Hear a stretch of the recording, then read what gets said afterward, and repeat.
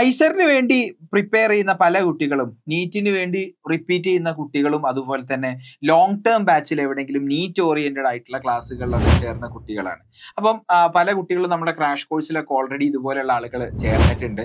അവര് പറയുന്നത് നീറ്റ് എക്സാമിന് ശേഷം ഞാൻ ഐസറിന് വേണ്ടി ഡെഡിക്കേറ്റഡ് ആയിട്ട് ഒരു മാസം ഇരിക്കാൻ പോവുകയാണ് എന്നുള്ള കാര്യമാണ് പറയാൻ പോകുന്നത്. അപ്പൊ നമ്മളുടെ ഒരു 70 ദിവസത്തെ ക്രാഷ് കോഴ്സ് പ്രോഗ്രാമിൽ പല ആളുകളും അങ്ങനെ എൻറോൾ ചെയ്തിട്ടുണ്ട്. അപ്പൊ അവരുടെ മൈൻഡ് സെറ്റ് എന്ന് പറയുന്നത് ആഫ്റ്റർ നീറ്റ് ഞാൻ ഡെഡിക്കേറ്റഡ് ആയിട്ട് ഇരിക്കാൻ പോവുക എന്നുള്ളതാണ്. അപ്പം അങ്ങനെ ഒരാളാണ് നിങ്ങളെങ്കിൽ, അതായത് നിങ്ങൾ നീറ്റിന് വേണ്ടിയാണ് സീരിയസ് ആയിട്ട് പ്രിപ്പയർ ചെയ്യുന്നത്, പക്ഷേ നിങ്ങളുടെ ഒരു സ്വപ്നം എന്ന് പറയുന്നത് ഏതെങ്കിലും ഒരു പ്രീമിയർ ഇൻസ്റ്റിറ്റ്യൂട്ട് ആയിട്ടുള്ള ഐസർ IAS അങ്ങനെയുള്ള ഇൻസ്റ്റിറ്റ്യൂട്ടുകളിൽ ജോയിൻ ചെയ്യുകയാണ് എന്നുണ്ടെങ്കിൽ എങ്ങനെയായിരിക്കണം നിങ്ങളുടെ പ്രിപ്പറേഷൻ?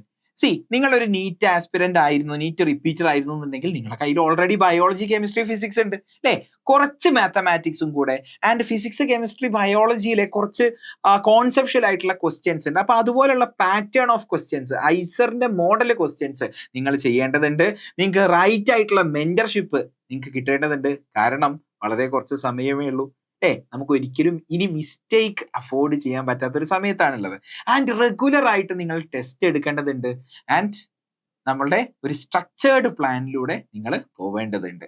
അപ്പം അതുപോലെയുള്ള കുട്ടികൾക്ക് വേണ്ടിയിട്ട് ആഫ്റ്റർ യുവർ നീറ്റ് എക്സാം നമ്മൾ ഒരു എക്സ്ക്ലൂസീവ് ആയിട്ടുള്ള NEET to IISER crash course program ആണ് മെയ് 5-ാം തീയതി സ്റ്റാർട്ട് ചെയ്യുന്നത്. അപ്പൊ കൂടുതൽ ഡീറ്റെയിൽസ് അറിയാൻ വേണ്ടിയിട്ട് നിങ്ങൾ ഈ താഴെ കാണുന്ന നമ്പറിൽ ഒന്ന് കോൺടാക്ട് ചെയ്താൽ മതി.